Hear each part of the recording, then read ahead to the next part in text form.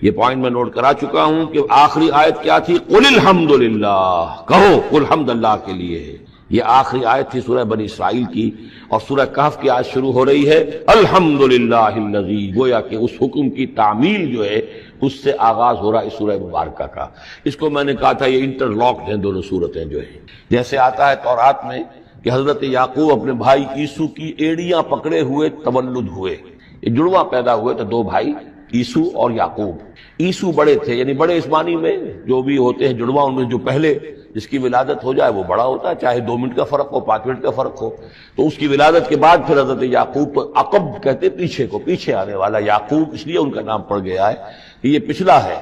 جو پہلا تھا وہ عیسو تھا، عیسو کے بارے میں کچھ معلوم نہیں ان کی اولاد وغیرہ کدھر گئی، بہرحال وہ ایک علیحدہ بحث ہے۔ تو اسی طریقے سے یہ سورہ کہف جو ہے گویا کہ سورہ بنی اسرائیل کی ایڑیاں پکڑے ہوئے قرآن مجید میں وارد ہو رہی ہے۔ اس میں آپ دیکھیے الحمدللہ الذی انزل علی عبدہ، وہی اللہ تعالیٰ نے اللہ کے اپنے رسول کی جو نسبت ہے اس کو عبد کے نمایاں کیا ہے، کتاب نازل کی ولم یجعل لہ عوجا،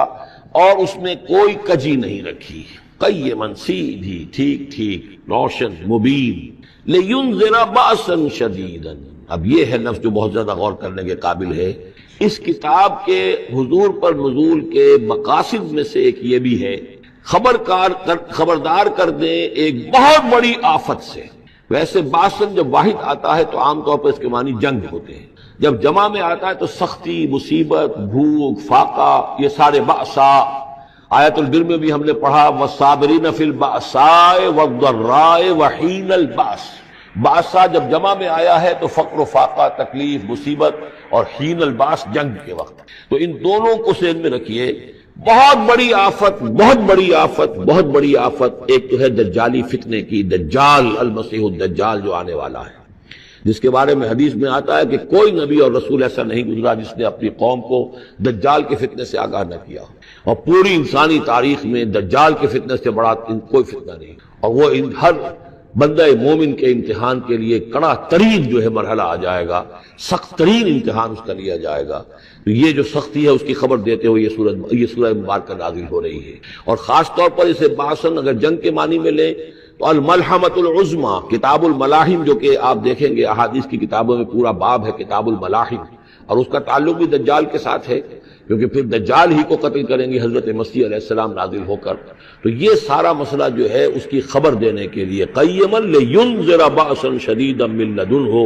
گویا کہ یہ جو احادیث کی کتابوں میں آپ کو حدیث کے ابواب ملتے ہیں، چاہے وہ کتاب الفتن ہو اور چاہے وہ کتاب جو ہے آثار قیامہ ہے، اس طرح کے جتنے بھی ہیں، اور کتاب الملاحم ہے، یہ گویا کہ اس کی شرح ہے لینذر بأسا شدیدا من لدنہ، اور یہ ہوگا بھی خاص اللہ کی طرف سے، یہ آزمائش بھی، یہ دجال کا فتنہ بھی، یہ بہت بڑی جنگ بھی، جس کو آرمگڈون کہتے ہیں۔ کرسچین جو ٹریڈیشن ہے اس میں اس کے لیے لفظ ہے آرمگڈون، ایک بہت بڑی جنگ ہوگی۔ ڈکشنری میں بھی آپ دیکھیں گے کہ خیر اور شر کی قوتوں کے درمیان اس دنیا کے خاتمے سے پہلے ایک بہت بڑی جنگ ہونی ہے جس کا نام آرمگڈون ہے۔ لینذر بأسا شدیدا من لدنہ ویبشر المؤمنین الذین یعملون الصالحات، اور تاکہ بشارت دے وہ ان اہل ایمان کو جو نیک عمل کرتے ہوں، ان لہم اجرا حسنا، کہ ان کے لیے ہوگا بہت اچھا بدلہ، ماکثین فیہ ابدا، اور وہ اس میں رہیں گے ہمیشہ ہمیشہ۔ یہ جو دجالی فتنہ ہے اس کے ساتھ ایک خاص مناسبت ہے سورہ مبارکہ کی۔ احادیث میں آتا ہے کہ دجالی فتنے کے اثرات سے بچنے کے لیے اس سورہ مبارکہ سے ذہنی اور قلبی رشتہ مفید ہے، اس کی تلاوت کرتے رہنا، خاص طور پر جمعے کے روز پوری سورہ کہف، ورنہ یہ کہ کم سے کم اس کی ابتدائی اور آخری آیات ان کی بڑی اہمیت ہے۔ دجالی فتنہ اصل میں کیا ہے سمجھ لیجئے کہ ایک تو ہے دجالی فتنہ بالعموم، دجل کہتے ہیں فریب کو، جیسے کہ کوئی نبی نہیں ہے وہ اس نے فریبی لبادہ اوڑھ لیا، نبوت کا دعویٰ کر رہا ہے، وہ دجال ہے۔ تو اس طرح کی تو حضور نے فرمایا ہے کہ 30 دجال پیدا ہوں گے، انہی میں سے ایک ہمارے زمانے کے اندر جو ہے یہ غلام احمد قادیانی بھی تھا، وہ دجال تھا جس نے کہ اعلان کیا کہ میں نبی ہوں جبکہ وہ نبی نہیں تھا۔ تو فریبی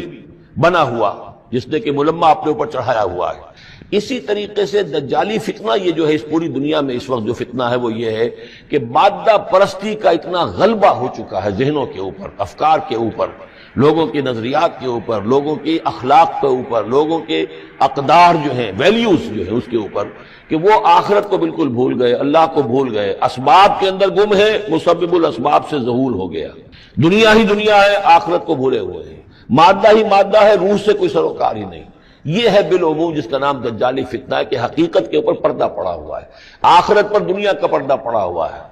یہ دنیا جو ہے در حقیقت کیا ہے؟ وَمَا الْحَيَاةُ الدُّنْيَا إِلَّا مَتَاعُ الْغُرُورِ، یہ دھوکے کا سامان ہے، اصل زندگی کو اس نے ڈھانپا ہوا ہے۔ ہم نے یہ سمجھ لیا کہ زندگی یہی ہے، اسی کے لیے بھاگ دوڑ محنت صبح و شام، اسی کے مستقبل کی فکر ہے، لیکن اصل زندگی اس کی کوئی فکر ہی نہیں ہے۔ باقی ایک دجال جو ہے جو آئے گا، وہ معاملہ احادیث کے اندر بھی بڑی طوالت کے ساتھ ہے، اور اس میں کافی پیچیدگیاں بھی ہیں، بعض چیزیں جو ہیں ایک دوسرے سے کچھ مختلف بھی ہیں، اس میں پھر اہل علم کو بہرحال مطابقت پیدا کرنی پڑتی ہے۔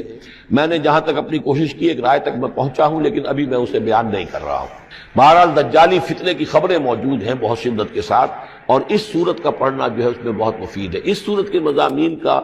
دجالی فتنہ بالعموم سے کیا تعلق ہے وہ تو اس ہم دورہ ترجمہ دوران کے اس کے دوران بھی آپ کو معلوم ہو جائے گا، لیکن اس کے جو خاص بڑے مباحث ہیں، خاص طور پر یہ کہ ایک ہمارے بہت بڑے عالم گزرے ہندوستان میں اس صدی کے آغاز میں، مولانا مناظر حسن گیلانی، انہوں نے اس میں باقاعدہ کتاب لکھی ہے، آپ کو مل جائے گی بازار میں بھی، اصحاب کہف کے جو کا معاملہ سورہ کہف کے مباحث ہیں ان کے۔ میں نے اس کو اپنی ایک تقریر کے اندر کسی خطاب جمعہ میں سورہ کہف کے مضامین کا خلاصہ بیان کیا تھا، جس کا عنوان ہے دنیا کی حقیقت۔ ظاہر بات ہے تفاصیل زیادہ جو ہیں وہ میرے لیے ممکن نہیں ہے کہ اس دورہ ترجمہ کے دوران بیان کر سکوں۔ وَيُنذِرَ الَّذِينَ قَالُوا اتَّخَذَ اللَّهُ وَلَدًا، اور خبردار کر دے ان لوگوں کو جنہوں نے کہا کہ اللہ نے بیٹا بنایا۔ یہ ساری دجالیت جو ہے اس کی جڑ کیا ہے؟ مسیحیت، جو موجودہ مسیحیت ہے، جو حقیقت میں مسیحیت نہیں ہے، پالزم ہے، جس کی بنیاد تثلیث پر ہے کہ اللہ کا بیٹا بنا دیا حضرت مسیح علیہ السلام کو، اور انہیں کفارہ بنا دیا تمام جو بھی مان لے ان کو ان کے گناہوں کا، پیش کی معافی ہے ان کے گناہوں کی جو حضرت مسیح پر ایمان لے آئے، اور نمبر 3 شریعت ساقط کر دی، اور نمبر 4 سارا اختیار جو ہے وہ پوپ کے ہاتھ میں دے دیا گیا کہ تم جو چاہو جس چیز کو چاہو حلال کرو، جس چیز کو چاہو حرام کر دو۔ ان چیزوں نے مل کر نفس مذہب کو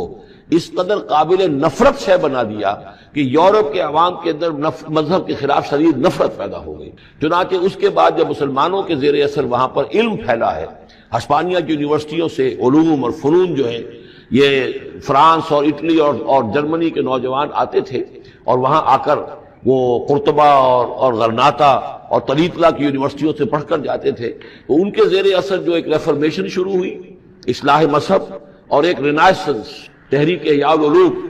وہ جو اصل تو تحریک تھی اس بات کی کہ انسان علم کی طرف دوبارہ رجوع کرے، لیکن یہ کہ وہ علم جب آگے بڑھا ہے تو وہاں پہ عیسائیت کے خلاف جو رد عمل تھا اس کی وجہ سے اس میں مذہب کی دشمنی جو ہے اس تحریک کے اندر خود بخود شامل ہو گئی۔ تو مذہب سے بیزاری، روحانیت کا انکار، آخرت سے بالکل بے پرواہی اور اس کا بھی انکار، اور خدا ہے یا نہیں ہے اس سے کوئی سروکار نہیں، یہ جو اس تہذیب کے اصل میں اثرات بنے ہیں سارے، یہ اسی غلطیوں کا یہ اثرات ہیں، نتائج ہیں کہ جو عیسائی مذہب کے اندر جو یہ تحریفات کر کے جو غلطیاں کی گئی ہیں، اس کو یہاں کہا گیا ہے